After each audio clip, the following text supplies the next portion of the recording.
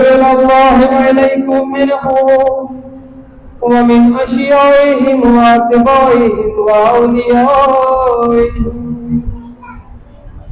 يا أبا عبد الله إني سلم لمن سالمكم وحرب لمن حاربكم إلى يوم القيامة ولعن الله على زيادين ولغربا ولعن الله بني أمية كاتبا ولعن الله ابن مرجانا ولعن الله عمر بن سعد ولعن الله الشرك ولعن الله أمة أسرجت والجمال وتنكبت بكتابه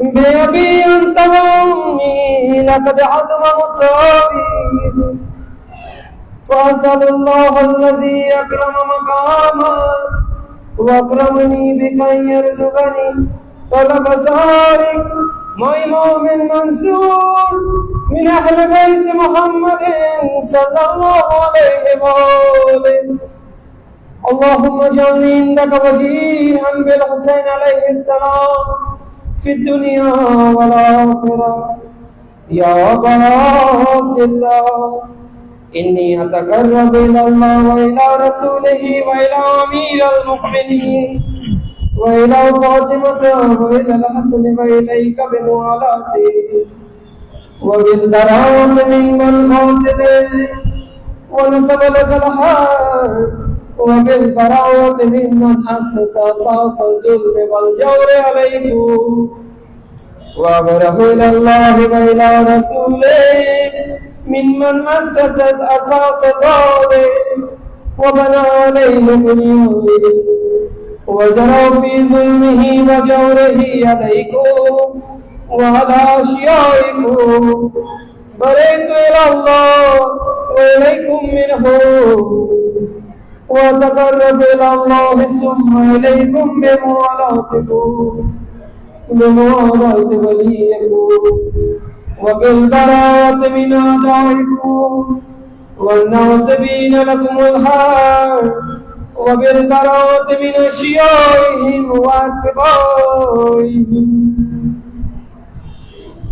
إني سلم لمن سالمكم وحرب لمن خالفكم وولي لمن ظلمكم وعدو لمن عاداكم فأسأل الله الذي أكرمني بمعرفتكم ومعرفة أوليائكم ورزقني البراءة من أعدائكم أن يجعلني معكم في الدنيا والآخرة وأن يثبتني عندكم قدم صدق في الدنيا والآخرة وأسأله أن يبلغني المقام المحمود لكم من الله وأن يرزقني طلب صالح مع إمام هدى ظاهر ناطق بالحق منكم وأسأل الله بحقكم وبشأن الذي لكم من داء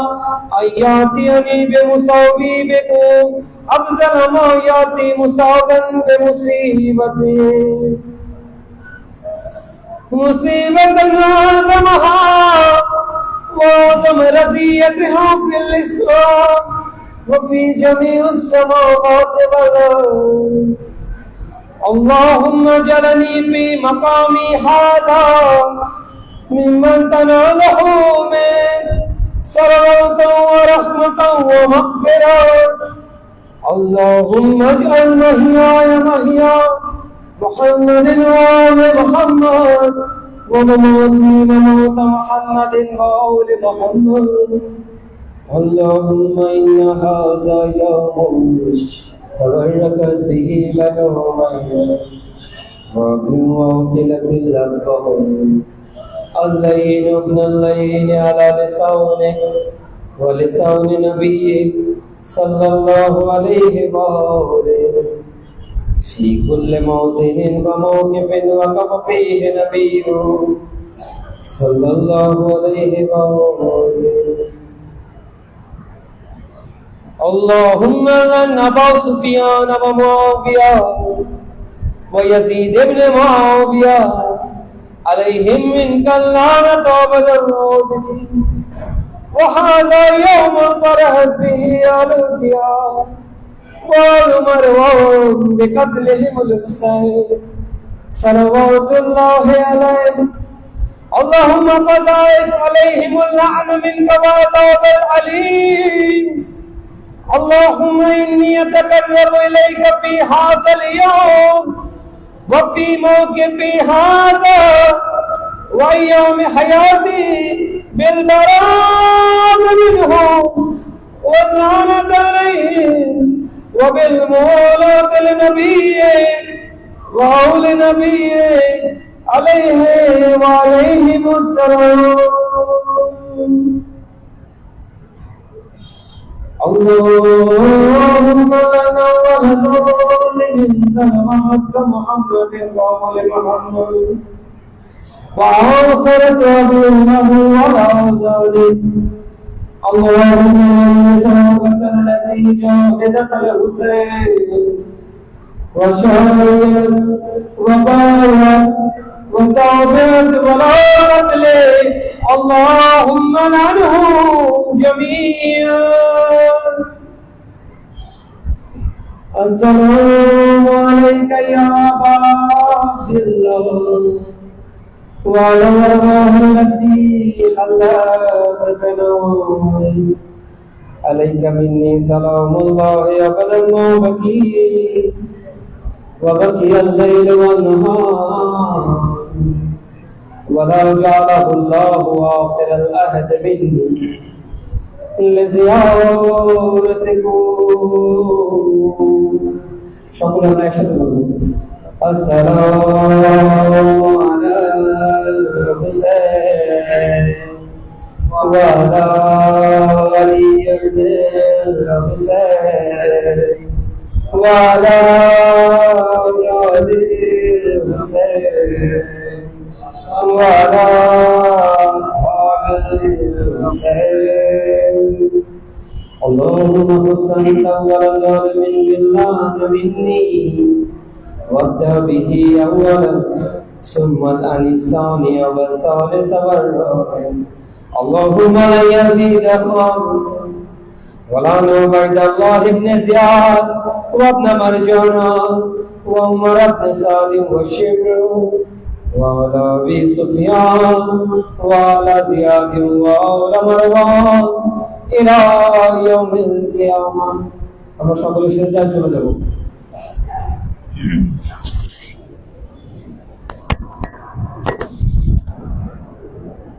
اللهم لك الحمد حمد الشاكرين لك على مصابي الحمد لله على عظيم رضيتي اللهم ارزقني شفاعة الحسين يوم البروج وثبت لي قدم صدق عند كمال الحسين وأصحاب الحسين الذين بذلوا موجهم دون الحسين عليه السلام زيارة أشهر قبولية الدنيا أكبر بابا الله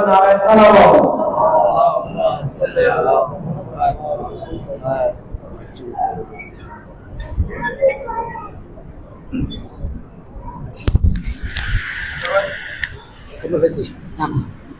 اللهم صل على بسم الله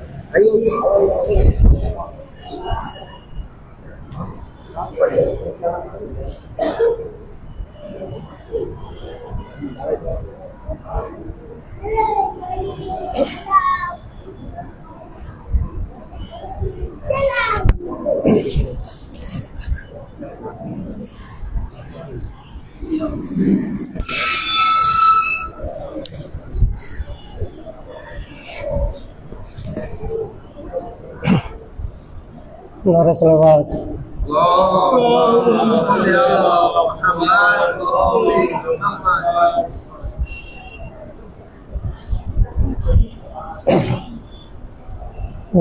غريب कसो तन्हा हुसैन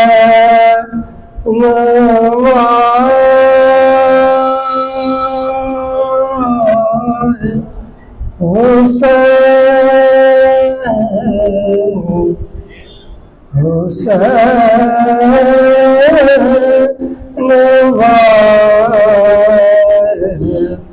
हुसैन वरवाने कसोतनुहा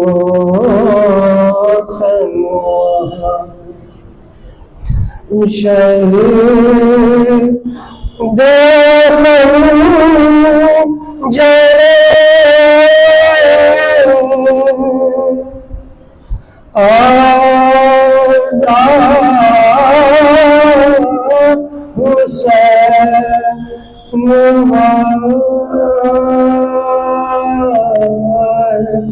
हुसैन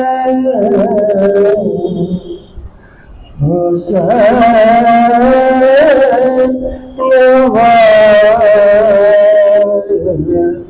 हुसैन वरवाने कसोतनुहा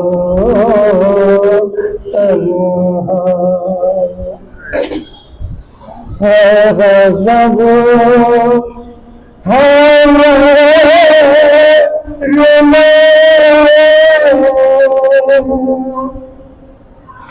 ज़हरा के सारे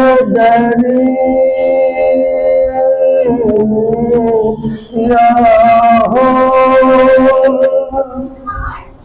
गज़ब है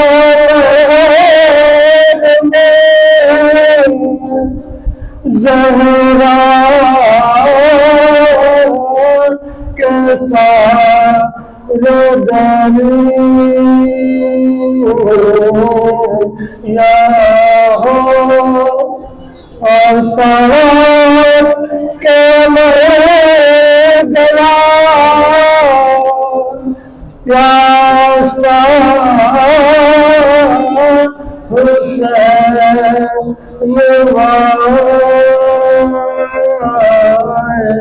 हुसैन हुसैन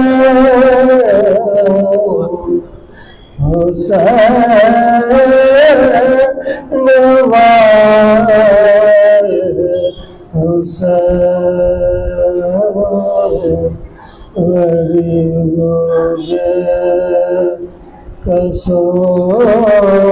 कसोतनुहा है रसूल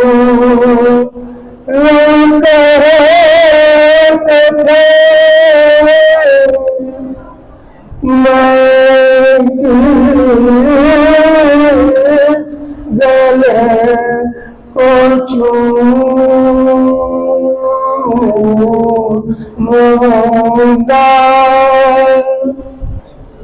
रसूल कहते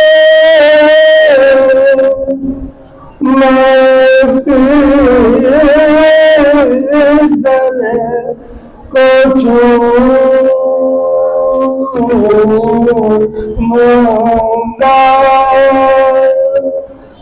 गला तो गला तेरा हुसैन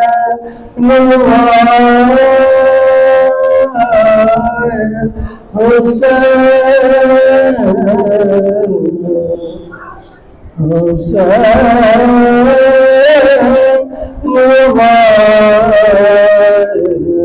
हुसैन गरीबों में कसोतनुहा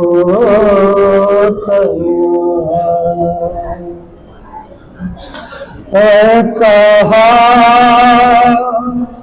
ये ज़ैनब मुझे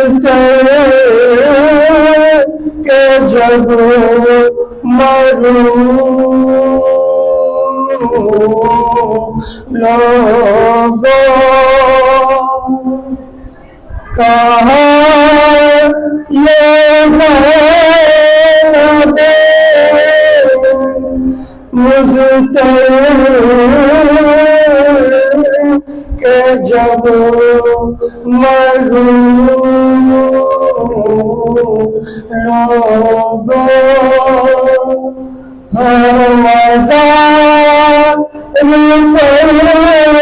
मेरे लिखना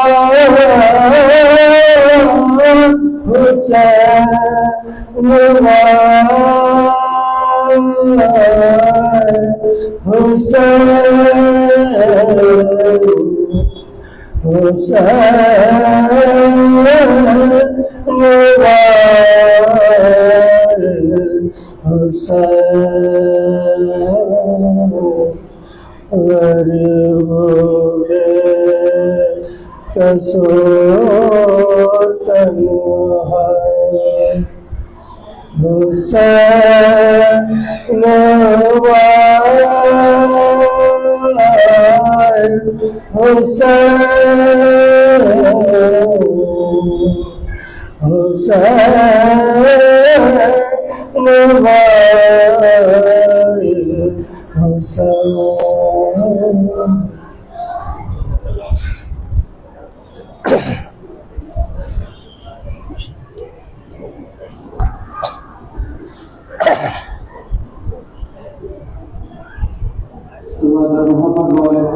अल्लाहुम्मा सल्ली अला मुहम्मद व आले मुहम्मद।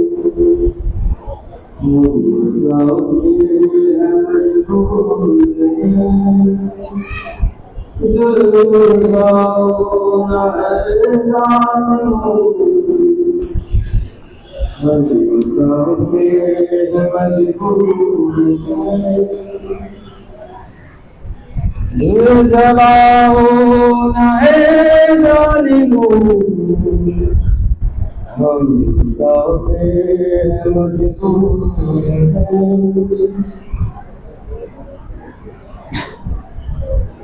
मेरा नाना रसूले खुदा, मेरा बाबा अली मुर्तज़ा, कलमा गो तो सुन लो जरा, छोड़ दो तुम मेरा रास्ता, यूं सताओ ना ऐ ज़ालिमों, हम मुसाफिर हैं मजबूर हैं, दिल जलाओ ना ऐ ज़ालिमों, हम मुसाफिर हैं मजबूर हैं। है जला घर से इब्ने अली, करके नाना से वादा यही,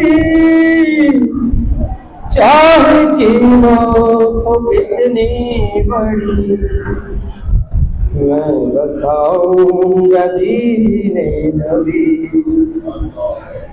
यूं भुलाओ ना ऐ ज़ालिमों,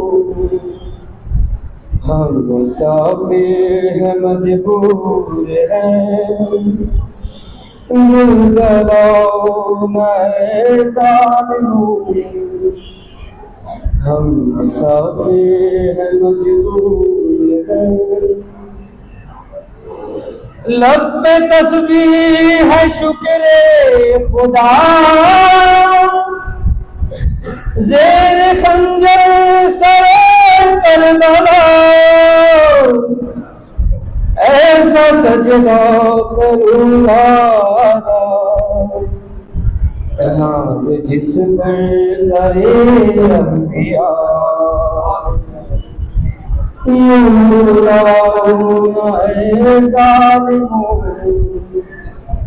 हम मुसाफिर हैं मजबूर हैं जुल्म ढाओ ना ज़ालिमों हम मुसाफिर हैं मजबूर हैं अपने हाथों पे असगर लिए शाह मज़लूम थे कह रहे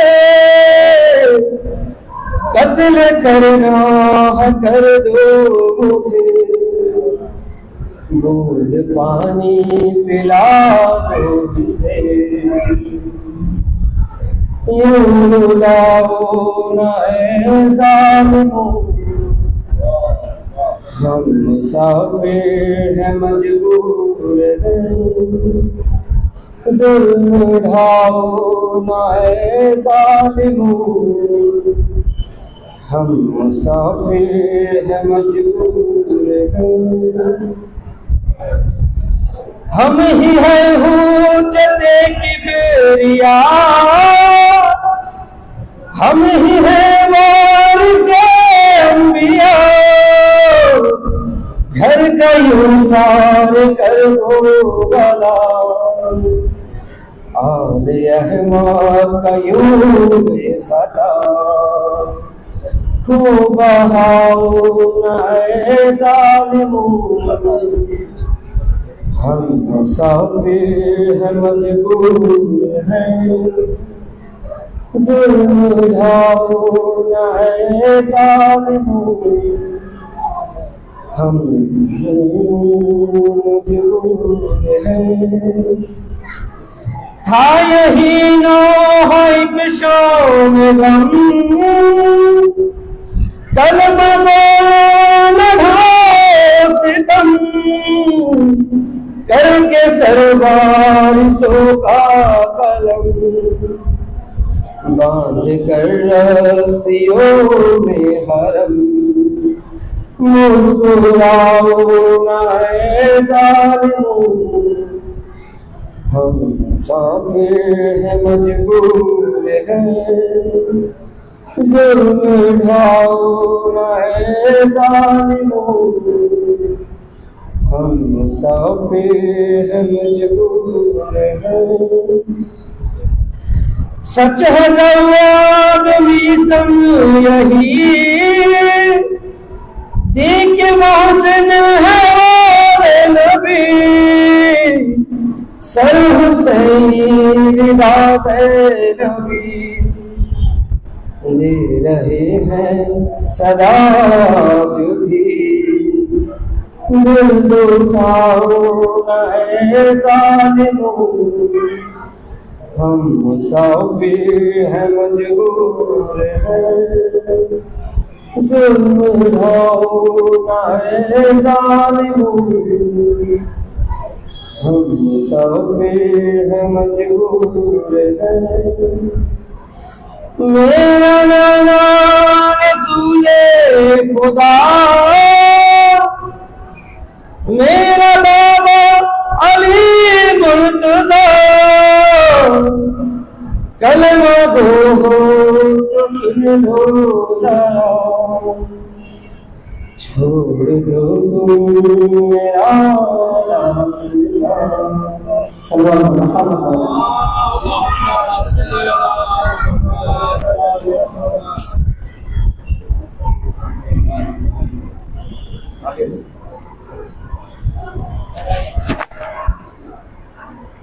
একটা ছড়া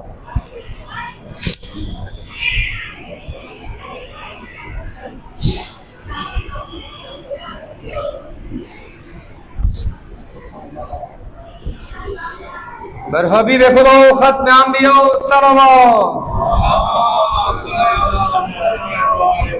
दम गुल रुखसौर मोहम्मद बुलंदतर सल्लल्लाहु صل على محمد كشي سوار عرب شاهد وطو الصلبو ور محمد وآل محمد بلندر صلوات اللهم صل على محمد وآل محمد وعجل فرجهم وارزقنا شفاعتهم رحم الله من يقرأ الفاتحة بسم الله الرحمن الرحيم الحمد لله رب العالمين الرحمن الرحيم إياك نعبد وإياك نستعين اهدنا الصراط المستقيم صراط الذين أنعمت عليهم غير المغضوب عليهم ولا الضالين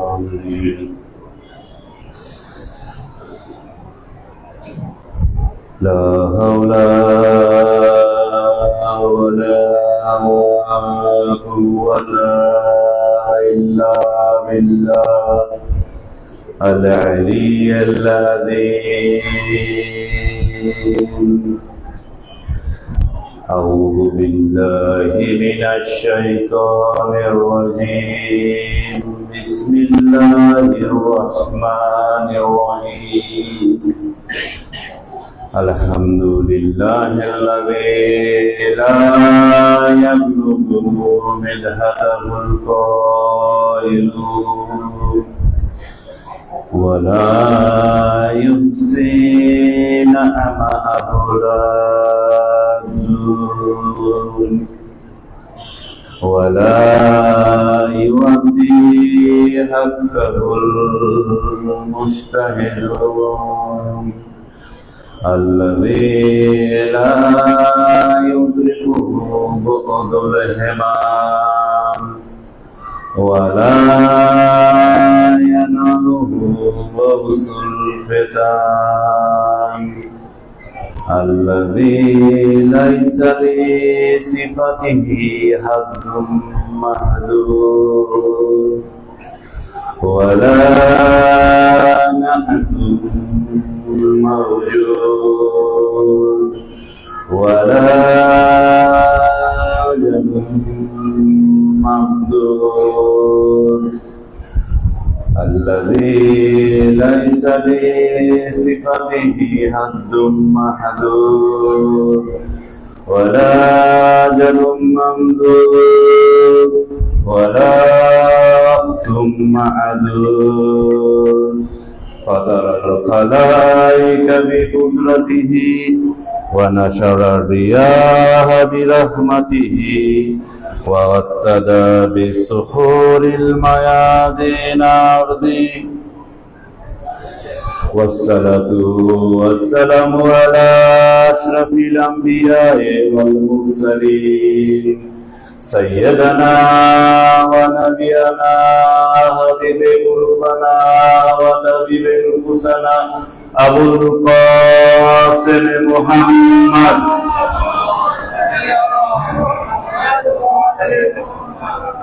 وآله الطيبين الطاهرين المنتجبين سيما أولهم علي بن أبو طالب وآخرهم بقية الله في الأرض أما بعد قال الله تبارك وتعالى في كتابه المحكم وقوله الحق بسم الله الرحمن الرحيم يا أيها الذين آمنوا اتقوا الله وكونوا مع الصادقين أكبر صلاة اللهم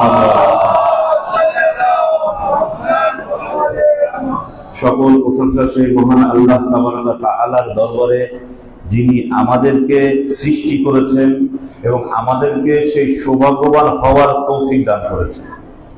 দেখেন, একবার চিন্তা করে দেখেন, এই দুনিয়া যাদের জন্য সৃষ্টি হয়েছে, আমাদের জীবনের বড় একটা অংশ আমরা তাদের পিছনে, বড় একটা সময়, বড় একটা অর্থ, বড় একটা মেধা তাদের পিছনে আমরা ব্যয় করছি।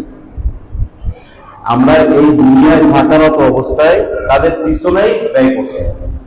নবী করিম সাল্লাল্লাহু আলাইহি সাল্লাম থেকে হাদিস আছে, আর দুনিয়া মাজরাআতুল আখিরাহ, দুনিয়া হচ্ছে আখিরাতের শস্য ক্ষেত। অর্থাৎ দুনিয়ায় যে যেমন করবে আখেরাতে ঠিক তেমন ফল সে পাবে। খুব সহজ হিসাব। দুনিয়ায় যদি ভালো কাজ কেউ করে আখেরাতে সে ভালো ফল পাবে। আর ঠিক তেমনি আমাদের দুনিয়ায় আহলে বায়তের জেদ শুনে আমাদের বাচ্চারা বড় হচ্ছে। এক সময় আমরা ছোট ছিলাম, আমরা বড় হয়েছি, এক সময় আমরাও মৃত্যুবরণ করব। আর যখন আমাদের মধ্যে কোনো মুমিন মৃত্যুবরণ করবে, তার জিক্র যখন হবে, তাকে যখন স্মরণ করা হবে, তখনও কিন্তু ঠিক এই আহলে বায়তকে স্মরণ করা হবে। আজকে ঠিক তেমনি একটা ইসালে সওয়াবের মজলিস। আপনাদের সকলকে রিকোয়েস্ট করব, মরহুম মোহাম্মদ আব্দুর রশিদ, মরহুমা কেশওয়ার জাহান, মোহাম্মদ আব্দুর রাহিম, মরহুমা সুব্বুহুন বিবি এবং মরহুম মোহাম্মদ মুফিদ হুসাইন এবং মোহাম্মদ মাজহার আলী, এই সমস্ত মরহুমদের রুহের মাগফিরাতের জন্য একবার সালাওয়াত, তারপর বিসমিল্লাহ সহকারে সূরা হাম এবং বিসমিল্লাহ সহকারে 3 বার কুল আল্লাহ এবং শেষে সালাওয়াত পাঠ করে বসিয়ে দেওয়ার অনুরোধ থাকবে। اللهم صل على محمد وعلى محمد. بسم الله الرحمن الرحيم. الحمد لله رب العالمين الرحمن الرحيم مالك يوم الدين. إياك نعبد وإياك نستعين. اهدنا الصراط المستقيم صراط الذين أنعمت عليهم غير المغضوب عليهم ولا الضالين. بسم الله الرحمن الرحيم. قل هو الله أحد الله الصمد لم يلد ولم يولد ولم يكن له كفوا أحد. بسم الله الرحمن الرحيم. قل هو الله أحد الله الصمد لم يلد ولم يولد ولم يكن له كفوا أحد. بسم الله الرحمن الرحيم. قل هو الله أحد الله الصمد لم يلد ولم يولد ولم يكن له كفوا أحد. اللهم صل على محمد وعلى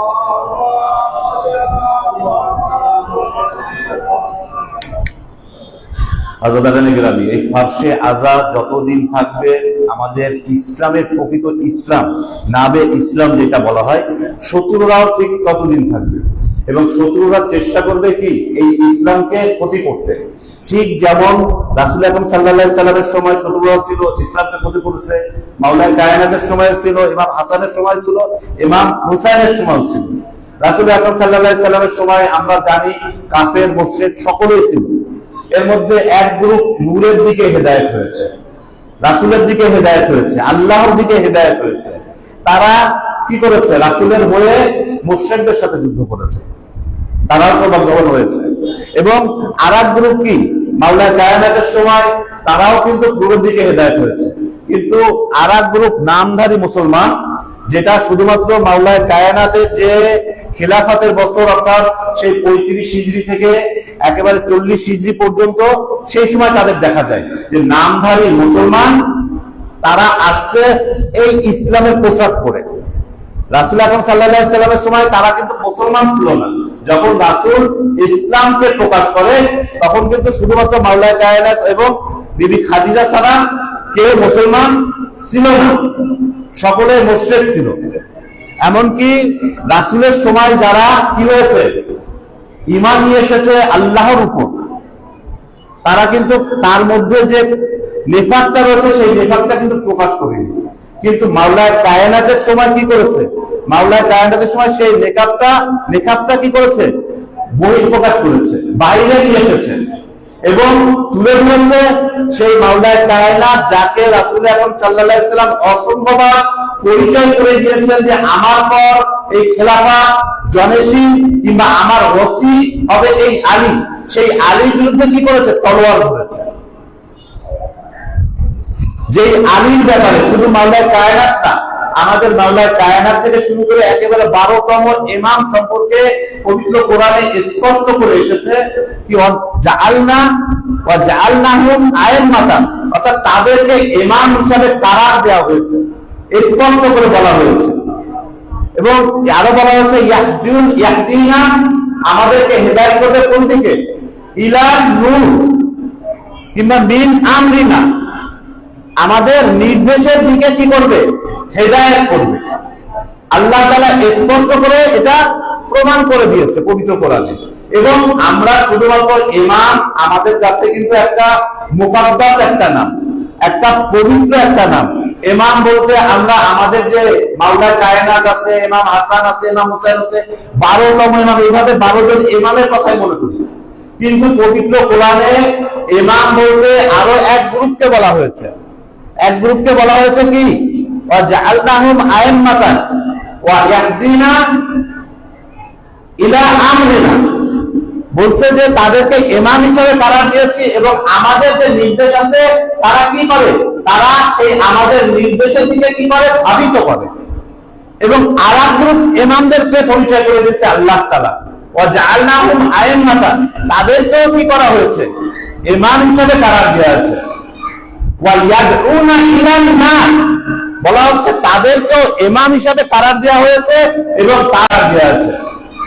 ওয়া ইয়াদউনা ইলান নার, বলা হচ্ছে তাদেরকেও ইমাম হিসেবে কারার দেওয়া হয়েছে এবং তারা কি করে, তারা সেই জাহান্নামের দিকে মানুষদের ধাবিত করে। অর্থাৎ পবিত্র কোরআনে ইমামতের কনসেপ্টটা কি করেছে, স্পষ্ট করে তুলে ধরেছে। এক গ্রুপ, এক ইমাম আছে যে রাসূল আকরাম সাল্লাল্লাহু আলাইহি সাল্লাম প্রকাশ করে দিয়েছে যে মাওলা কায়নাত থেকে ইমাম মাহদী পর্যন্ত ইমাম থাকবে।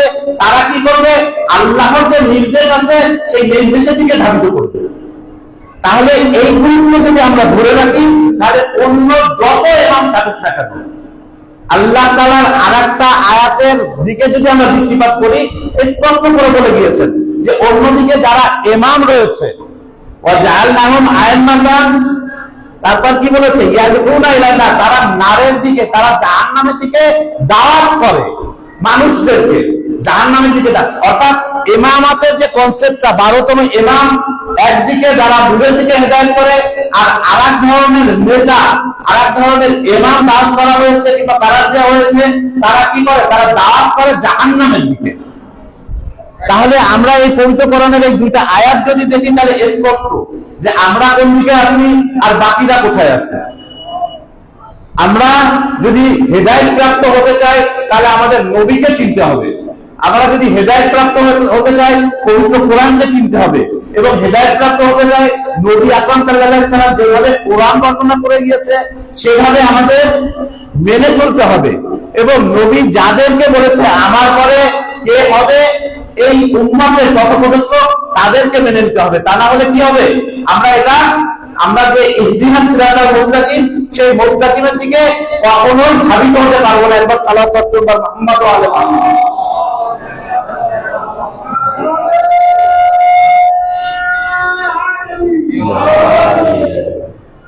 আমরা যদি ইতিহাস দেখি, আমাদের ইমাম যারা ছিল মাসুম ছিল, আর এই মাসুমদের বিরুদ্ধে অনেকেই কিন্তু অনেক সন্দেহ তুলে ধরেছে, যেটা এখনো দেখা যায়। কিছুদিন আগে একটা অনলাইনে দেখতেছিলাম যে এক শেখ, এক আলেম বলবো, নামধারী আলেম, যাদের লম্বা দাড়ি রয়েছে, হয়তো বড় পোশাক করছে, কিন্তু ভিতরে সেই জ্ঞানটা নাই, যে জ্ঞানের কথা রাসূল আকরাম সাল্লাল্লাহু আলাইহি সাল্লাম বলেছেন তোমরা জ্ঞান রাখো, এই জ্ঞানের মাধ্যমে তোমরা হেদায়েত প্রাপ্ত হবে। বরং তো সেই জ্ঞানটা নাই, তারা ওই জ্ঞানের মাধ্যমে অন্যদেরকে নূরের থেকে জুলুমাতের দিকে ধাবিত করছে, অন্যদেরকে হেদায়েত থেকে অন্ধকারের দিকে কি করছে, ধাবিত করছে। কিন্তু আমাদের ইমাম এরকম না। আমাদের ইমাম ইখরুজুনাহুম মিনাজ জুলুমাতি ইলান নূর, আমাদের ইমাম কি করে, আমাদেরকে হেদায়েত করে, অন্ধকার থেকে নূরের দিকে হেদায়েত করে। আর আল্লাহর কাছে লাখো কোটি শুকরিয়া যে আমরা সেই ধরনের ইমামকে পেয়েছি। এমনকি এই কনসেপ্টটা এমন কনসেপ্ট যে বলা হয়েছে লাউলা হুজ্জাতু লা খালাকাত আরদি, অর্থাৎ যদি হুজ্জাত না থাকতো আল্লাহ দুনিয়া সৃষ্টি করতো না, কিংবা লাউলা হুজ্জাতু লা সাকাতাল আরদি আহলিহা, বলা হয়েছে যে যদি হুজ্জাত না থাকতো তাহলে এই আসমান কি করতো, ধসে পড়তো তাদের উপর, এই যে যারা জমিনে বসবাস করছে তাদের উপর ধসে পড়তো। তাহলে এখনো সেই হুজ্জাত আছে। এমনকি আহলে সুন্নাতের বড় একজন আলেম আল্লামা সুয়ুতী, উনি স্পষ্ট করে বলেছেন মান কানা যুহুরুল মাহদি ফাকাত কাফারা, বলছে যদি কেউ এই মাহদি যুহুরকে কেউ যদি অমান্য করে, অস্বীকার করে, তাহলে সে হলো কাফের। তাহলে আমাদের যে ইমামাত সেটা স্পষ্ট যে নবী থেকে শুরু করে কিংবা পৃথিবীর সৃষ্টি থেকে শুরু করে এখনো সে আল্লাহর হুজ্জাত আছে, এবং নবী করিম সাল্লাল্লাহু আলাইহি সাল্লাম সেই ইমামকে কি করেছে, পরিচয় করে দিয়েছেন, আর আমরা সেই ইমামকেই ধরে আছি। আর এক গ্রুপ যেটা বললাম যাদেরকে নারের দিকে দাঁড় করে, তারা এই ইমামত সম্পর্কে, এই ইমামতের সিলসিলা সম্পর্কে বিভিন্ন সন্দেহ তুলে ধরে। তার মধ্যে একটা সন্দেহ যে ইমাম হুসাইন আলাইহিস সালাম 61টি হিজরিতে কি করেছে, ইয়াজিদের বিরোধিতা করেছে। আসলে অনেক বিষয় আছে যেটা আরো যদি কয়েকটা মহাদিস বরাবর যদি বলা যেত এবং আপনারা সকলে যদি উপস্থিত হতেন, তাহলে স্পষ্ট করে এটা তুলে ধরা সম্ভব হতো যে আগে কি হয়েছে, অর্থাৎ সে আবু সুফিয়ানের সময় কি হয়েছে, মাবিয়ার সময় কি হয়েছে এবং এজিদের সময় কি ঘটেছে। আমি বলবো ইমাম হুসাইন আলাইহিস সালাম সেই একটা নূর, সেই একটা আল্লাহর পাওয়ার, যে কিনা সেই নবী করিম সাল্লাল্লাহু আলাইহি সাল্লামের সময় শত্রু যারা ছিল তাদেরকে বের করে নিয়ে আসছে। মাওলানা আলী আলাইহিস সালামের সময় শত্রু যারা ছিল তাদেরকে বের করে নিয়েছে, এমনকি মা ফাতেমার কাতেল যারা, তাদেরকেও কি করেছে, বের করে নিয়ে এসেছে। ইমাম হাসানের কাতেল যারা, ইমাম হাসানের সেই খাটিয়া যারা তীর মেরেছিল, তীর বিক্ষেপ করেছিল, তাদেরকেও সেই 61 হিজরিতে বের করে একেবারে সবাইকে সেই ইয়াজিদের লাস্কারে দাঁড় করিয়েছিল। আর ইমাম হুসাইন আলাইহিস সালাম 72 জন সাথী নিয়ে সেই নবীর যে দিন, সেই দিনকে ধরে রাখছে। এবং ইমামের কনসেপ্ট হলো এটাই যে কখনোই এই ইসলামকে অবহেলা করা যাবে না, এবং আমরা কখনোই যে হীনতা, সেই হীনতাকে মেনে নেব না। আমাদের হীনতার এজন্য যদি মরণও থাকে আমরা চাই মরণ মেনে নেব, কিন্তু হীনতা কখনোই আমরা মেনে নেব না। যে জালিল, সেই জালিল আমরা মেনে নেব না। আর এইটাই যদি দেখি এখনো কিন্তু সেটা আছে। তার আগে আমি সন্দেহের কথা বলে দিই যে 61 হিজরিতে তারা বলে, কিছুদিন আগের ঘটনায় আমাদের বাংলাদেশের একজন নামধারী আলেম বলবো, সে বলছে যে 61 হিজরিতে যেখানে সকল সাহাবারা কি করেছে, ইয়াজিদের হাতে বাইয়াত করেছে। খুব কষ্টের কথা, সে খুব গর্ব করে বলছে যে সকল সাহাবারা ইয়াজিদের হাতে বাইয়াত করছে, সেখানে ইমাম হোসেন কেন এত বড় ভুল করলো। এটা কিন্তু আমাদের জন্য খুব কষ্টের কথা, খুব আফসোসের কথা। আমি বলবো আমার নবী করিম সাল্লাল্লাহু আলাইহি সাল্লামের সময় কোন সাহাবাকে আপনারা একটুখানি পরিচয় করিয়ে দেন, কোন সাহাবাকে ইমাম হিসাবে বলেছিল যে তুমি ইমাম? কোন একজন সাহাবাকে দেখাতে পারবেন না। যদি দেখাতে পারেন নিয়ে আসেন, দলিল সহকারে নিয়ে আসেন, আমরা মেনে নেব। বরং যে আমি বলবো এই ইমাম হাসান এবং হুসাইনকে একবার না, দুইবার না, অসংখ্যবার বলে দিয়েছে তারা হলো ইমাম, হাদানে ইমামানে, তারা দুইজন কি তোমাদের ইমাম, তাদের ইমাম। তারা কি অবস্থায়, পানা আর পাদা, তারা যদি দাঁড়িয়েও থাকে তোমাদের ইমাম, তারা যদি বসেও থাকে তাও তোমাদের ইমাম। অর্থাৎ সর্বরকম অবস্থায়, ঘুমান্ত অবস্থায়, ছোটবেলায় বড়কালেও যদি সে অবস্থায় থাকে তাহলে আমাদের ইমাম। কারণ আমরা সকলে জানি নবী সাল্লাল্লাহু আলাইহি ওয়াসাল্লাম 11 হিজরিতে ইন্তেকাল করেছে। সেই সময় ইমাম হাসান, ইমাম হোসেন 7-8 বছরের ছিল, ছোট ছিল। তখনই বলছে হাদানে ইমামানে, তারা হলো তোমাদের দুইজনের ইমাম। এমনকি ওই শৈশব কালেই নবী সাল্লাল্লাহু আলাইহি ওয়াসাল্লাম একটা বড় পরিচয় দিয়ে গিয়েছেন। কোন সাহাবার ক্ষেত্রে এই কথা বলে গিয়েছিলেন, ইন্নাল হাসান, এই হাসান ওয়া হুসাইন সাইয়্যিদা শাবাবি আহলুল জান্নাহ, বলে দিয়েছেন স্পষ্ট করে। এই হাসান ওই ছোটবেলায় আর কি, যে এই হাসান ওই হোসাইন কি জান্নাতের যুবকদের সর্দার। একবার সালাত পাঠ করুন মুহাম্মদ ওয়া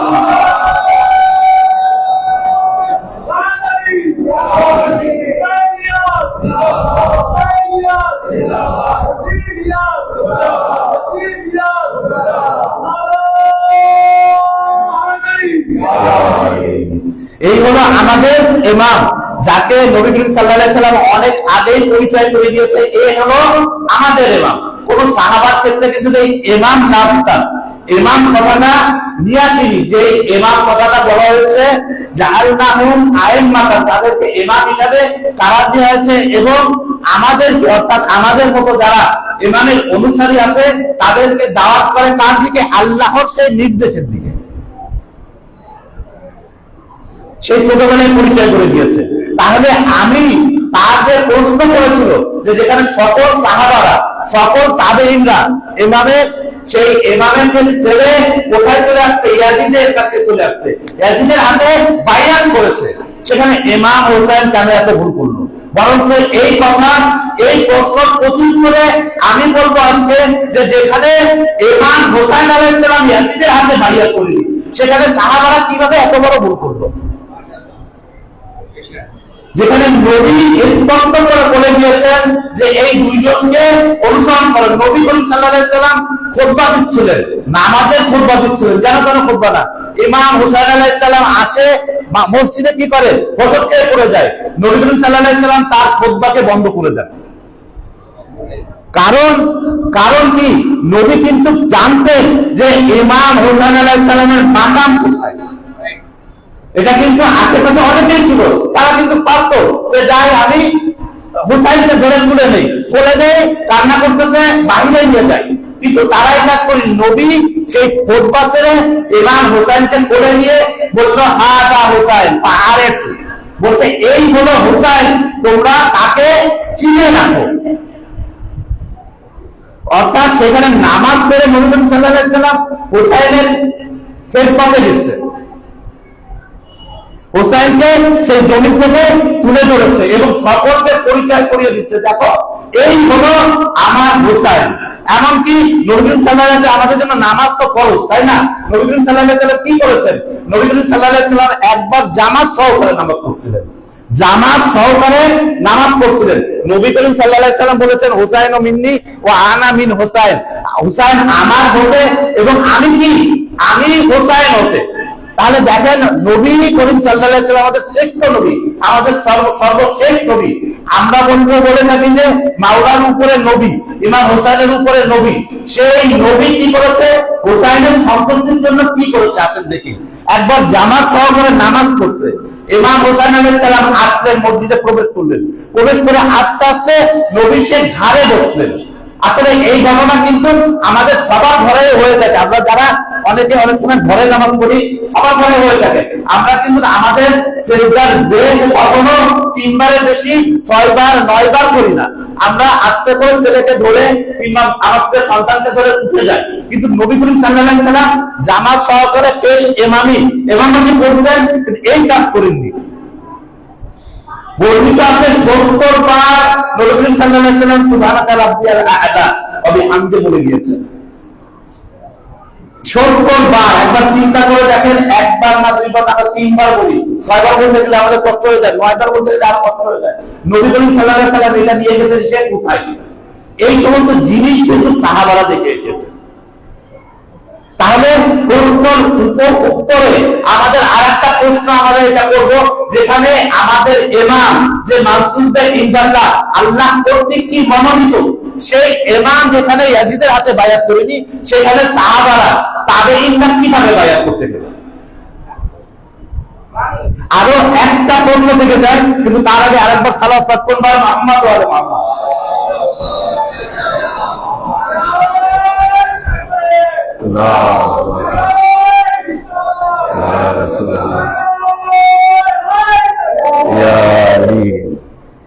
আরো একটা প্রশ্ন থেকে যায়, যেটা আমাদের সকলেরই প্রশ্নটা কিন্তু খুব গুরুত্বপূর্ণ, খুব মনোযোগ দিয়ে শুনবেন এবং আমি চেষ্টা করব। আমাদের আলেমরা বর্ণনা করেছে, আমি জানি ভালোভাবে, এখানে আমাদের মরহুম নাকি ইমাম সাহেব দীর্ঘদিন খেতাবাত করেছেন, আল্লাহ তাআলা ইনশাআল্লাহ রহমত করুক তাকে। এখানে মোহাম্মদ আলী মুর্তজা খেতাবাত করছেন, তিনি অসুস্থ, ইনশাআল্লাহ আল্লাহ তাআলা তাকে সুস্থতা দান করুন। কিংবা অন্যান্য আলেম যারা আসছে, তারা কিন্তু এখানে এই জিনিসটা স্পষ্ট করে বলে দিয়েছে। আমি আবারও বলছি, যাতে আপনাদের হৃদয়ে জিনিসটা থেকে যায়। আমাদের অন্যতম, আমাদের বিরুদ্ধে অর্থাৎ আমাদের ইমামদের বিরুদ্ধে অন্যতম একটা প্রশ্ন এটা যে আমাদের ইমামরা এমনি বাতিনি ছিল, তাদের সেই বাতিনি সেই জ্ঞান ছিল, তারা জ্ঞান দিয়ে ভবিষ্যতে কি হবে সেটা বলতে পারত, ভবিষ্যতে কি হবে বলতে পারত। এমনকি অনেকে বলে থাকে, অনেকের প্রশ্ন করে থাকে এইভাবে যে ইমাম যখন মদিনা থেকে বের হয়, ইমাম হোসেন যখন মদিনা থেকে বের হয়, অনেকে বলেছে এইভাবে যে হে ইমাম, আপনি যদি কুফায় যান আপনাকে সকলে কতল করবে। অর্থাৎ এই জ্ঞান শুধু ইমামের ছিল না, অনেক সাধারণ পাবলিকেরও ছিল, কারণ তারা জানে ইয়াজিদ কেমন ছিল, কিংবা তার আগে বলবো যে তারা জানে মাবিয়া কেমন ছিল, তারপর মাবিয়ার মরার পর তারা জানে ইয়াজিদ কেমন ছিল। আর এই জন্য তারা ভালোভাবে জানে যে ইমাম যদি মদিনা থেকে মক্কা ও যদি কুফার দিকে যায় তাহলে নিঃসন্দেহে কি হবে, শাহাদাত, তার মৃত্যু হবে। তাদের কথা হলো তার মৃত্যু হবে। তাহলে ইমাম যেহেতু ইলমে বাতিনি ছিল তার, তাহলে ইমাম কিভাবে সে কুফায় গেল, কুফায় যে নিজেকে আত্মহনন করলো, নিজে আত্মহত্যা করতে আছে। তাদের কথা অনুযায়ী তারা যে প্রশ্ন করে, প্রশ্নের মূল সিস্টেমটা হলো এটাই যে ইমাম হুসাইন আলাইহিস সালাম নিজে জানতো যে ওইখানে গেলে, আমি যদি জানি ওইখানে গেলে মৃত্যু হবে, তাহলে আমি কি করবো, আমি ওইখানে যাবো না, আমি এই দরকার দিয়ে দিল। সিস্টেম তো এইটাই, তাদের কথা হলো এইটাই যে ইমাম জানতো যে ওইখানে গেলে মৃত্যু হবে, তাহলে কেন গেল, সে কেন যে নিজের মৃত্যুকে নিজেই ডেকে নিয়ে আসলো। প্রশ্নটা ক্লিয়ার আপনাদের কাছে নাকি? এই হলো মূল প্রশ্ন যে ইমাম আত্মহনন করেছে, ইমাম হোসেন আত্মহত্যা করেছে, কারণ সে জেনে শুনে সেখানে কি করেছে, সেখানে গিয়েছে। নাউযুবিল্লাহ মিন যালিক। এই প্রশ্নের উত্তরে আমি বলবো আমাদের ইমামের নিঃসন্দেহে ইলমে বাতিনি ছিল, কারণ তারা মানসুবে ইনদাল্লাহ, আল্লাহ কর্তৃক মনোনীত।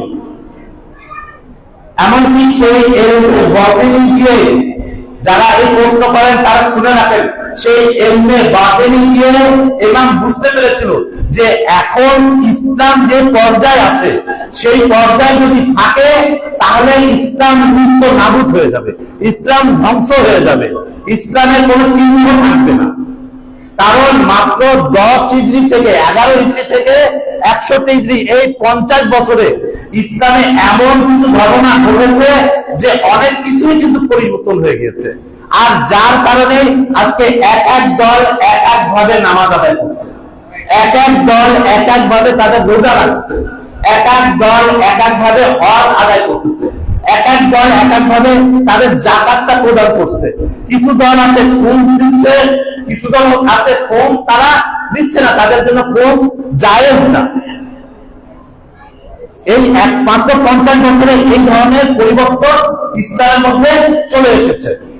আমার ইমাম ভালোভাবে জানতেন যে ইসলামের এখন রক্তের প্রয়োজন, ইসলামের এখন রক্তের প্রয়োজন। আমার ইমাম নিজের রক্ত, নিজের সাথীদের রক্ত দিয়ে ইসলামকে জীবিত করেছে।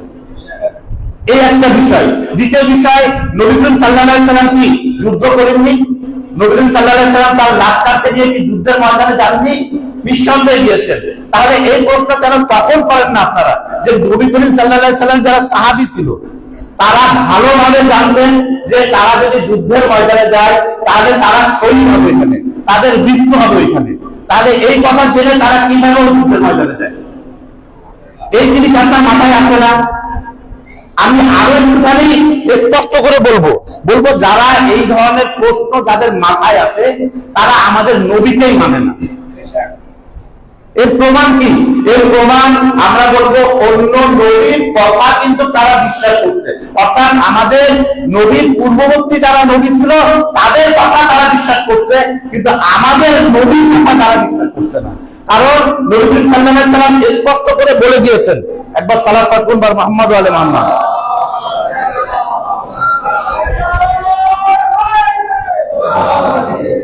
নবী করিম সাল্লাল্লাহু আলাইহি সাল্লাম স্পষ্ট করে বলে দিয়েছেন, ইন্না লিকাতলিল হুসাইন হারারাতুতি কুলুবিল মুমিনিন, অর্থাৎ আপনাদের মনে বলছে এই হুসাইনের কতলের ঘটনাটা মুমিনদের মনে এমন উত্তাপ সৃষ্টি করবে লাম তাবরুদু আবাদা, যা কখনোই প্রশমিত হবে না। যে জিনিসটা এখনো কোটি কোটি মুমিনদের মনে দেখা যায়। তাহলে নবী এই কথা বলে দিয়েছে, আপনাদের কেন বিশ্বাস হচ্ছে না? নবী করিম সাল্লাল্লাহু আলাইহি সাল্লাম ইমাম হোসেন আলাইহিস সালাম যখন জন্মগ্রহণ করে তখন থেকে শুরু করে নবী করিম সাল্লাল্লাহু আলাইহি সাল্লাম যতদিন জীবিত ছিলেন অনেকবার ইমাম প্রদান করে গিয়েছেন, বলে দিয়েছেন যে আমার উম্মতের হাতে এই আমার নাম শহীদ হবে। এই কথাগুলো কেন আপনাদের বিশ্বাস হয় না? খুব প্রসিদ্ধ কথা। আমি কেন বললাম যে আগের নবীদের বিশ্বাস করতো, আমাদের নবীদের বিশ্বাস করে না, আমাদের নবীকে বিশ্বাস করে না। এর কারণ তারা আগের নবীর কথা বিশ্বাস করে, আগের নবীর কথা বিশ্বাস করে তারা বিভিন্ন আমল করতেছে, কিন্তু আমাদের নবী এই যে এই সমস্ত কথা বলে দিয়েছে তারা বিশ্বাস করছে না। বিশ্বাস না করে এই ধরনের উল্টোপাল্টা প্রশ্ন উত্থাপন করছে। পবিত্র কোরআনে কি বলেছে? পবিত্র কোরআনে বলেছে বিসমিল্লাহির রহমানির রহিম। একবার সালাত পাঠ করুন মুহাম্মদ ওয়া আলি মুহাম্মদ।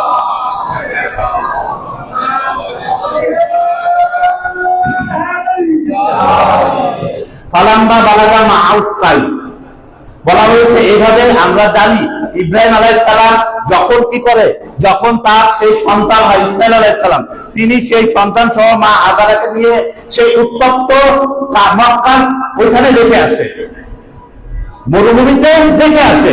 মরুভূমিতে রেখে আসার পর যখন সেই ইসমাইল হাঁটা চলা শেখে, তখন বলা হয়েছে ফালাম্মা বালাগা মাআস সাই, যখন সেই ইসমাইল হাঁটা চলা শেখে তখন কালা ইয়া বুনাইয়া, হে আমার বৎস, ইন্নী আরাফিল মানাম, আমি একটা স্বপ্ন দেখেছি। কি স্বপ্ন? ইন্নী আরাফিল মানাম আন্নী আযবাহুকা, আমি তোমাকে জবাই করছি। পাঁচজন মাদা তারা, আমি একটা স্বপ্ন দেখেছি যে আমি তোমাকে জবাই করছি, এই ব্যাপারে তোমার মত কি রয়েছে তুমি বলো দেখি।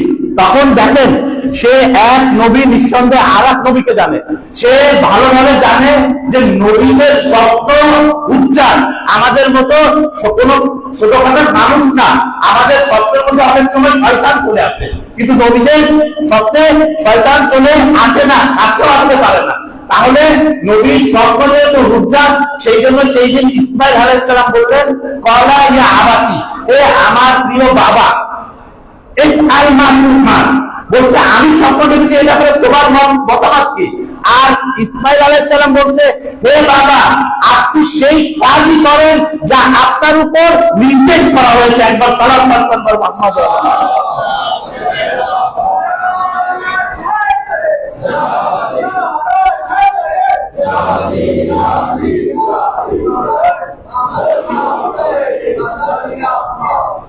তাহলে এইখানে দেখেন এক নবী স্বপ্ন দেখেছে, আর এক নবী বলছে কি স্বপ্ন, যেন যেন স্বপ্ন না, বলছে আমি তোমাকে জবাই করছি, এই স্বপ্ন দেখছি। আর ওই নবী বলছে যে আপনি সেই কাজই করেন যেটা আপনার উপর নির্দেশ এসেছে। তাহলে এখানে সেই ইসমাইল আলাইহিস সালাম কি করেছিল? ইসমাইল আলাইহিস সালাম জানতেন ভালোভাবে, যখন নিয়ে যাচ্ছিল তখনও কিন্তু জানতো না যে ইসমাইলকে পরিবর্তন করে ওইখানে একটা দুম্বা চলে আসবে, ওইখানে একটা ছাগল চলে আসবে, আর কি বাংলায় বলতে গেলে। ইসমাইল আলাইহিস সালাম এটা কোনো মতেই জানতেন না। ওইখানে গেলেন, এমনকি যখন দেখতেছে যে বাবা অনেক নার্ভাস হয়ে গিয়েছে, তখন বললো যে হে বাবা, আপনার তো আপনার চেহারা দেখে অনেক নার্ভাস লাগতেছে, হয়তো আপনি আল্লাহর এই নির্দেশ পালন করতে একটু আপনার হাত কাঁপবে, আসেন আমি আপনার চোখ বেঁধে দিচ্ছি। সেখানে নিজেকে নিজে হত্যা করার জন্য চোখ বেঁধে দিচ্ছে। আর সেখানে কিন্তু কখনো জানতো না যে সে চলে আসবে আর তার পরিবর্তে এখানে একটা দুম্বা চলে আসবে। তাহলে এই প্রশ্ন কেন আপনাদের মাথায় আসে না? অথচ এই জিনিসটাই দেখেন সারা বিশ্বের মুসলমানরাও, আমরা এমনকি আমরা নিজেরাও এটা একটা নবীর সুন্নাত, সেই সুন্নাত আজ পর্যন্ত পালন করে আসতেছে। অথচ ইমাম হুসাইন আলাইহিস সালাম কারবালার ময়দানে গিয়েছিলেন, নবী বলে গিয়েছেন, অন্যান্য ইমামরা বলে গিয়েছেন, সেই কথা আপনাদের কেন মোটেও গুরুত্ব করছে না? আমি এই জন্যই বললাম যে আপনারা আমাদের প্রিয় নবী মুস্তাফা সাল্লাল্লাহু আলাইহি ওয়াসাল্লামের আগে যারা নবী ছিল তাদেরকে বিশ্বাস করেন, কারণ তাদেরকে বিশ্বাস করেন বলে এই ধরনের খারাপ প্রশ্ন আমাদের ইমামের এগেইনস্টে নিয়ে আসেন, তুলে ধরেন। আর আমাদের নবীকে আপনাদের নবীর প্রতি বিন্দুমাত্র বিশ্বাস নাই। যদি বিশ্বাস থাকতো কখনো এই ধরনের খারাপ প্রশ্ন কিংবা উদ্ভট প্রশ্ন তুলে ধরতে পারতেন না। আমার হুসাইনের জন্য আমাদের নবী ক্রন্দন করে গিয়েছেন, আমাদের হুসাইনের জন্য আমাদের ইমাম আলী ক্রন্দন করে গিয়েছেন, মা ফাতেমা ক্রন্দন করে গিয়েছেন, এমনকি ইমাম হাসানও ক্রন্দন করে গিয়েছেন। একবার ইমাম হাসান যখন শাহাদাত প্রাপ্ত হবে, শাহাদাত বরণের আগে ঠিক ইমাম হুসাইন আলাইহিস সালাম তার ঘরে প্রবেশ করবেন। কিংবা অন্য এক সময় এই ঘটনা, দুই ভাই এক সময় কি হলো, দেখা হলে দুই ভাইয়ের মধ্যে কথোপকথন হচ্ছে, দুই ভাই অর্থাৎ ইমাম হাসান ইমাম হুসাইনকে জড়িয়ে ধরে ক্রন্দন করলেন, বললো হে ভাই তোমার কি হয়েছে? বললো যে আমি তোমার মধ্যে দেখতে পাচ্ছি যে ইমাম হাসানকে ইমাম হুসাইন বলছে, হে ভাই আমি আপনার মধ্যে দেখতে পাচ্ছি যে এমন এক গ্রুপ আসবে যে গ্রুপ একজনকে প্রলোভন দেখাবে যে আপনাকে বিষ প্রয়োগ করে মারবে এবং আপনার কলিজা খণ্ড বিখণ্ড হয়ে বের হয়ে যাবে। তখন ইমাম হাসান ক্রন্দন করে বললেন যে হে হুসাইন, আমিও তোমার মধ্যে দেখতে পাচ্ছি আমার এই নানার উম্মতেরা সকলে একত্রিত হবে, একত্রিত হয়ে তোমার বিরুদ্ধে তলোয়ার ধরবে। আজাদারানে গ্রামী, আমার নবী কিন্তু ইমাম হুসাইনকে অনেক ভালোবাসতেন। না জানি সেদিন কেন ইমামের কপালে বারে বারে চুম্বন খাচ্ছিলেন, যে জিনিসটা 61 হিজরিতে স্পষ্ট হয়েছে। কারণ ইমাম বারে বারে কপালে চুম্বনকে বুঝিয়ে দিতে গিয়েছেন যে হে উম্মতেরা, তোমরা দেখো এই হুসাইন আমার কাছে কত প্রিয়। কারণ আমার নবী জানতেন যে এই কপালে একদিন আঘাত আসবে। আজাদারানে গ্রামী, আমার নবী ইমাম হুসাইনের ঠোঁটে চুম্বন খেতেন। কেন খেতেন জানেন? এই ফালসাফে হলো এটাই যে নবী সেদিন সকলকে দেখিয়ে দিয়েছেন যে দেখো এই ঠোঁট আমার কাছে কত প্রিয়। কারণ একদিন এই ঠোঁট 3 দিন দুটা পিয়াসায় কাটবে। ঠোঁটে চুম্বন করতে আরেকটা কারণ ছিল আমার ইমামের মন্তব্য মোবারক যখন সেই কুফায় দরবারে নিয়ে যাওয়া হলো, ইবনে জিয়াদের হাতে একটা লাঠি ছিল, সেই লাঠি দিয়ে বারে বারে ঠোঁটে আঘাত করছিল। আমার হুসাইনের গলায় চুম্বন করতেন আমার নবী। কেন চুম্বন করতেন জানেন? কারণ বলবে হে হুসাইন, দেখো আমি তোমাকে কত ভালোবাসি, কিন্তু কালকে উম্মতেরা তোমার এই গলায় ছুরি চালাবে। আমার নবী হুসাইনের বুকে চুম্বন করতেন। কেন চুম্বন করতেন জানেন? এর অন্যতম একটা কারণ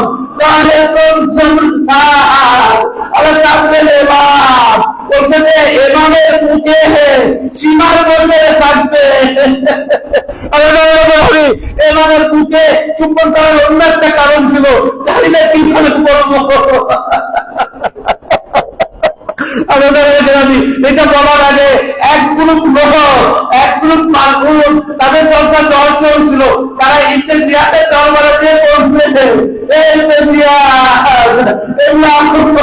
আমাদের এই পাত্রগুলোকে তুমি স্বর্ণ এবং রূপাঞ্চে পরিপূর্ণ করো।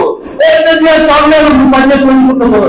ইবনে জিয়া বললে তোমরা এমন কি করেছো যে তোমাদের এই জিনিসগুলো স্বর্ণ এবং রূপাঞ্চে পরিপূর্ণ করবো? বললো না,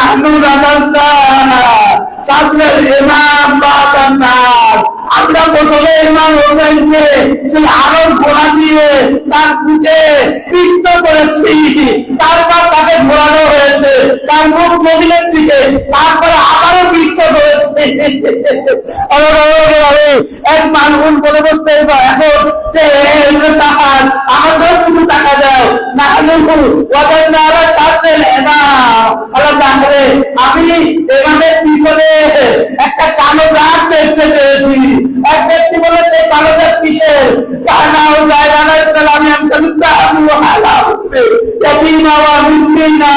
সে বললো তুমি কি জানো না ইমাম হুসাইন মিসকিনকে অনেক ভালোবাসতে, প্রত্যেক দিন তিনি তাদের জন্য খাবার গ্রহণ করতেন, সেই কালো দাগ রয়েছে।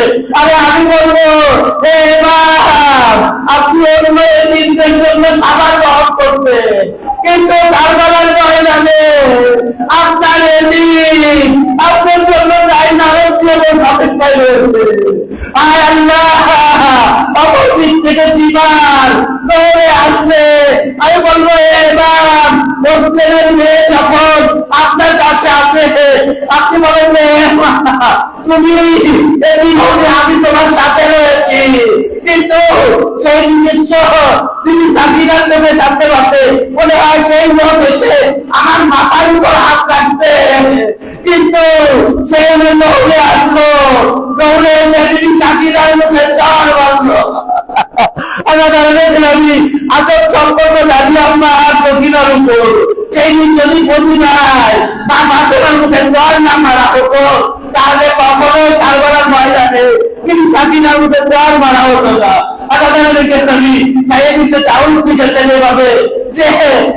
ফাতেমা যখন জ্বর মারা হয়, কান থেকে একটা চুল মাটিতে পড়ে আমি বলবো মদিনায় যদি সেই দিন কান থেকে গুণ না করা যেত তাহলে কারবালার ময়দানে আমার ইমামের মেয়ে 3 বছরের মেয়ে মদিনার কানের গুণ ছেড়ে যেত না। মদিনায় কি হয়েছিল জানেন? এবার হাসানের সামনে তার মাকে চর মেরেছিল। আমি বলবো সেই দিন যদি মদিনায় আমার হাসানের সামনে যদি তার মাকে চর না করা হতো তাহলে এক বিধবা মান সামনে তার একদিন মেয়েকে চর মারা হতো না। যখন এই কাফেলা যখন ইমামের কাফেলা সকল পুরুষরা শহীদ হয়ে যায়, জেলখানে যায়, জেলখান থেকে যখন সকলকে বিদায় দেয়, যখন মোনাকাশি হয় তখন বিবিদের কাছে চাদর তুলে দেওয়া হয়, প্রত্যেককে চাদর তুলে দেওয়া হয়। বিবি যায় না বলে, হে না এটা তোমার চাদর, এই বিদ্যা এটা তোমার চাদর, এটা তোমার চাদর। কিন্তু যখনই একটা চাদর আছে বিবিরা কন্দন করতে লাগে, একটা ছোট্ট চাদর, যে চাদর ছিল বিবি থাকে না। আমি এই রাস্তা যখন মদিনায় প্রবেশ করে তখন উম্মুল বানি ছিল আব্বাসের মা। তখন আব্বাসের মা পৌঁছে সেই কাফেলার কাছে জিজ্ঞেস করে, আমার হোসাইনের খবর কি? পাশির বলে, উম্মুল বানি তোমার ওসমান শহীদ হয়ে গিয়েছে। বলে আমার হোসাইনের খবর কি? বলে উম্মুল বানি তোমার আব্দুল্লাহ শহীদ হয়ে গিয়েছে। বলে আমার হোসাইনের খবর কি? বলে উম্মুল বানি তোমার জাফর শহীদ হয়ে গিয়েছে। বলে আমার হোসাইনের খবর বলো, আমার সন্তানের খবর শুনতে চাই না। বলে যে তোমার আব্বাস শহীদ হয়ে গিয়েছে। উম্মুল বানি বলে আমি এই কথা বিশ্বাস করি না। আব্বাস ছিল সে ঘোড়ার সন্তান, তাকে কেউ শহীদ করতে পারে না, কারণ তার বিহার অনেক শক্তিশালী ছিল। বাজির বলে উম্মুল বানি যখন আব্বাসকে শহীদ করা হয় তার 2 হাত ছিল না, সে ঘোড়ার উপরে ছিল। তখন উম্মুল বানি বলে, এ বাজি তুমি আমাকে বলো, আব্বাস যখন ঘোড়া থেকে পড়ে তখন তার মুখ আগে পড়েছিল, তাকে মুখ আগে পড়েছিল।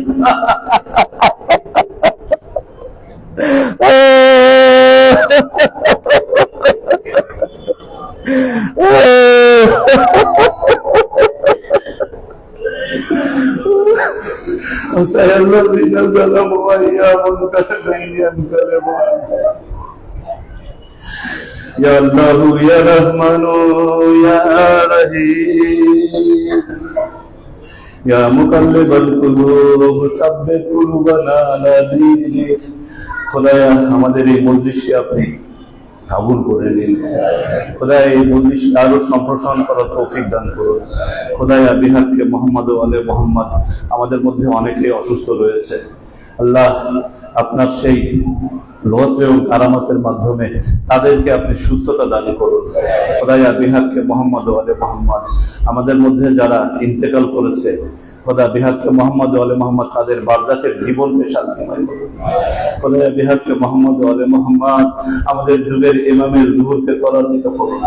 খোদা বিহারকে মোহাম্মদ ও আলে মোহাম্মদ আল্লাহুম্মা আজ্জিল বিওয়ালিয়াকাল ফারাজ ওয়া লা তাদাওয়ান্না ওয়াজআলনা মিন খায়রি আনসারিহি ওয়া নওয়ানিহি ওয়াল মুস্তাশাদিনা বাইনা ইয়াদাইহি মাতাম হুসাইন।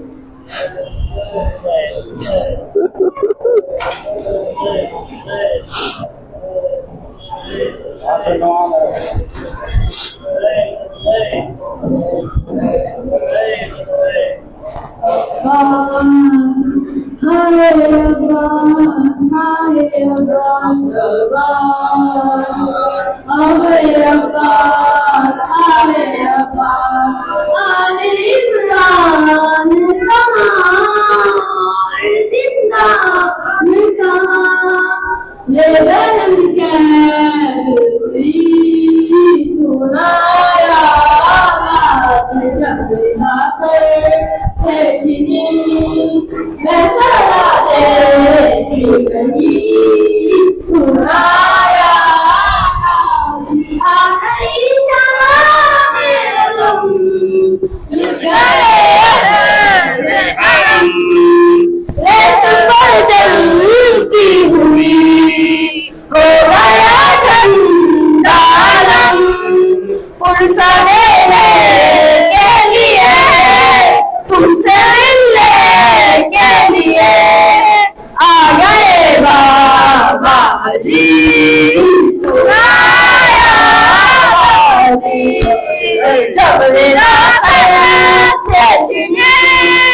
मैं सदा देती रही खुदाया दादी धूप में तू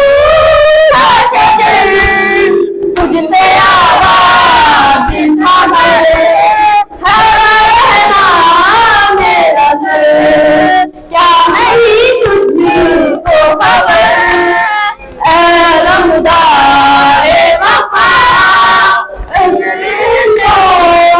खुदा तुझसे हंसती बड़ी खुदाया से सीधी मैं सदा देती रही खुदाया मेरे हम को ये मुसलमा शहर कर शहर गए कभी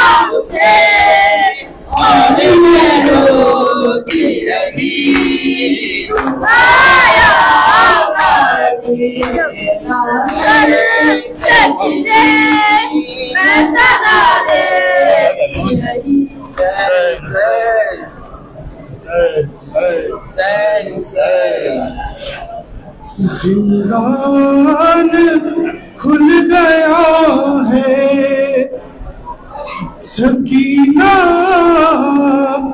वतन चलो साजाद कह के गिर पड़े छोटी सी कब्र जिंदान खुल गया है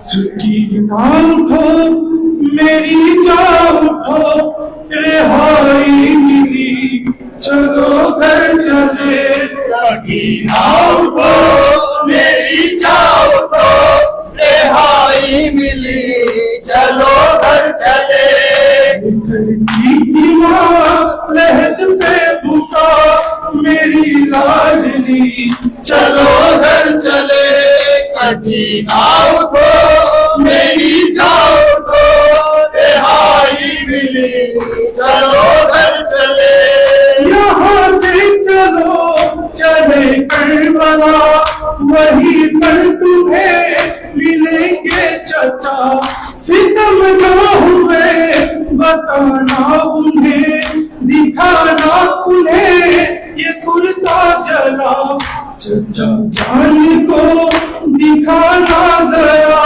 रिदा भरे चलो घर चले सकीना उठो मेरी जान को रिहाई मिली चलो घर चले बताना उन्हें सभी सत्या मिली किस कदर तुझे घर किया हमारी रिदा लुटी किस तरह छीनी किस तरह तेरी पालिया बताना उन्हें मुझे किस तरह तेरी कश्मीरी चलो घर चले सकीना उठो मेरी जान उठो रिहाई मिली चलो घर चले बदर से मिलो तो दिल जोई हो बताना उन्हें बहुत रोई हो कसम लो अगर सकीना कसम लो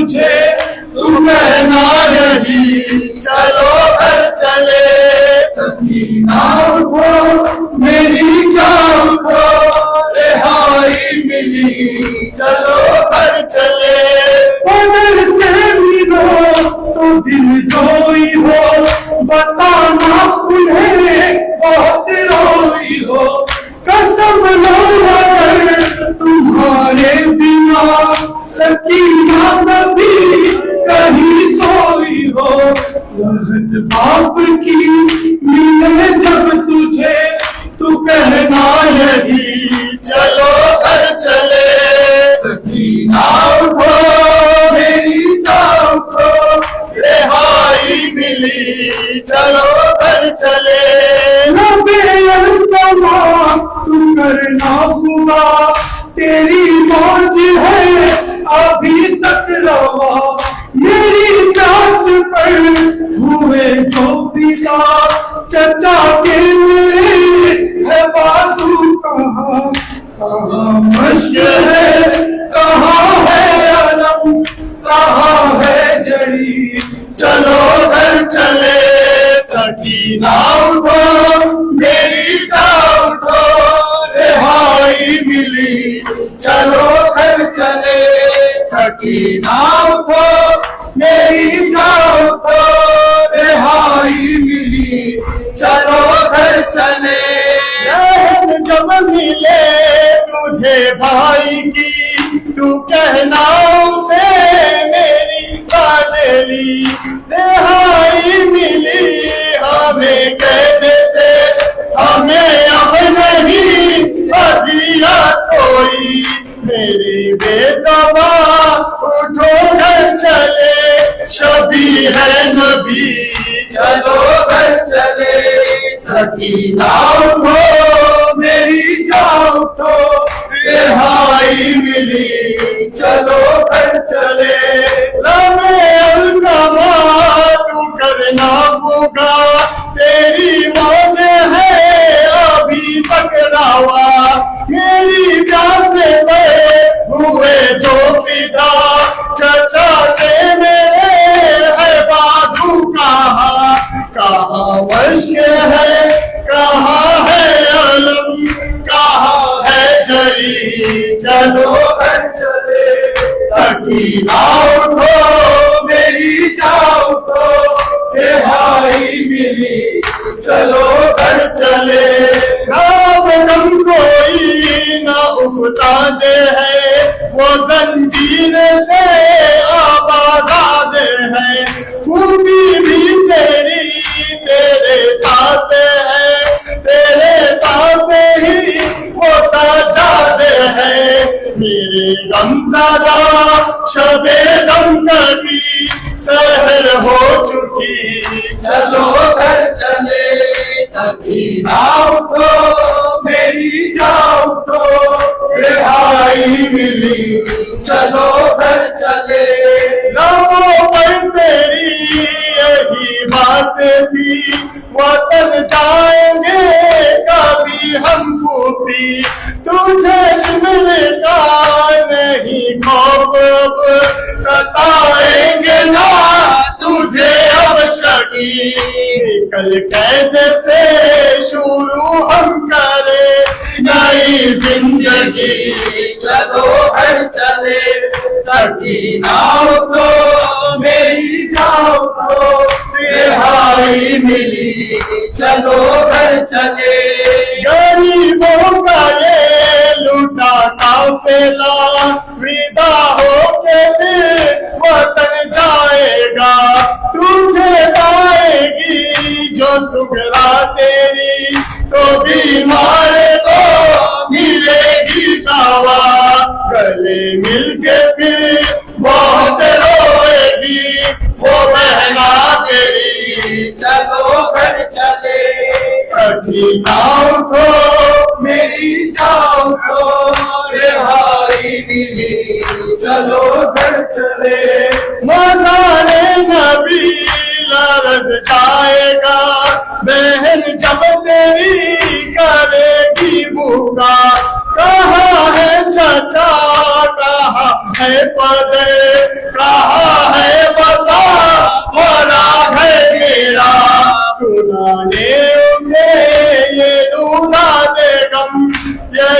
बेबसी चलो घर चले सकीना उठो मेरी जान उठो रिहाई मिली चलो घर चले कयामत दे सकीना पे दे करेगा वहाँ है मज़हब आया अता उम्र गए इसे दायमी ये इरफान है तेरा नौहा था वहाँ जाके फिर कहेगा नहीं मेरा दिल कभी चलो घर चले सकीना उठो मेरी जान उठो रिहाई मिली चलो घर चले ये करती थी माल बेबूका मेरी लाडली चलो घर चले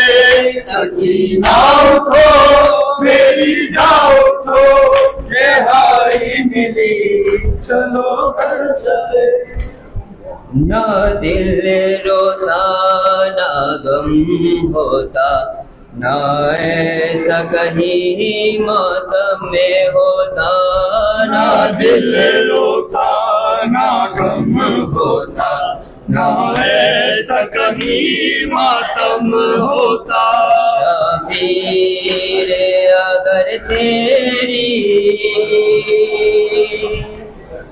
शबीर अगर तेरी आजादारी ना होती शबीर अगर तेरी आजादारी ना होती मज़लूम की दुनिया में मज़लूम की दुनिया में तरफदारी ना होती शबीर अगर तेरी आजादारी ना होती शबीर अगर तेरी आजादारी ना होती शबीर का मकसद जो समझ लेता ज़माना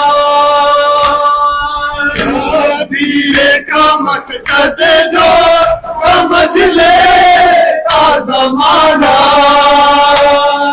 कुरान को समझने में कुरान को समझने में ये दुश्वारी ना होती शबीर अगर तेरी आजादारी ना होती शबीर अगर तेरी आजादारी ना होती क्या फायदा आंखों का रह जाता जरा सोचो क्या फायदा आंखों का रह जाता जरा सोचो इन्हें आंखों में मौला की आंखों में मौला की जो गमखारी ना होती शबीर अगर तेरी आजादारी ना होती शबीर अगर तेरी आजादारी ना होती दोनों से भी जन्नत में रहना में मुश्किल था दोनों से भी जन्नत में रहना हमें मुश्किल था ज़हरा तेरे बच्चों की ज़हरा तेरे बच्चों की जो सरदारी ना होती शबीर अगर तेरी आजादारी ना होती शबीर अगर तेरी आजादारी ना होती गाज़ी तेरे जैसा जो अलमदार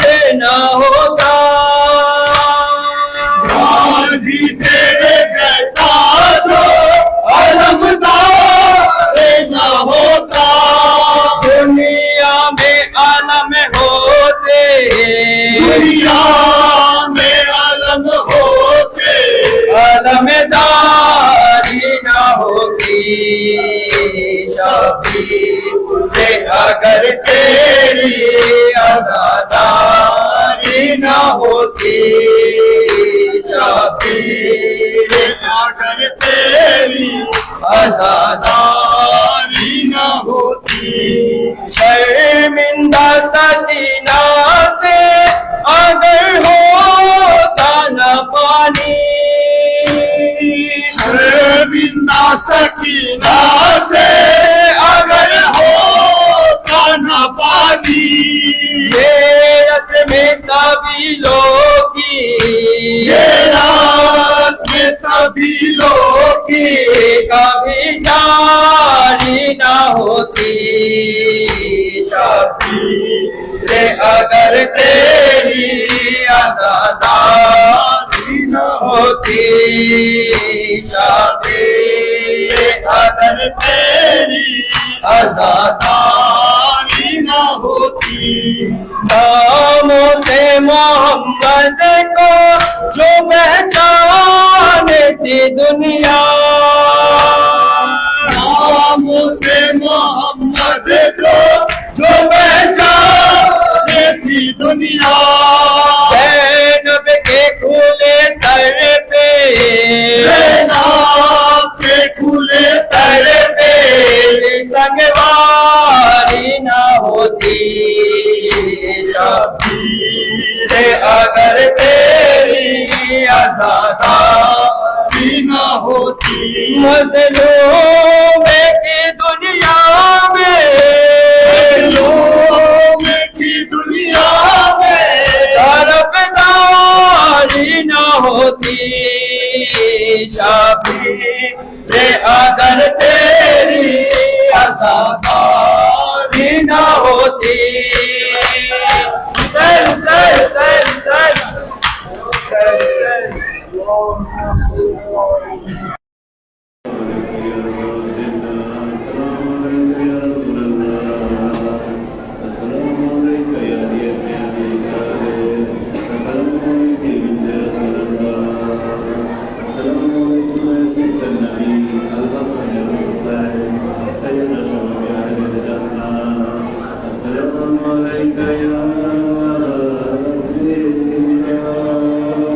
وعلى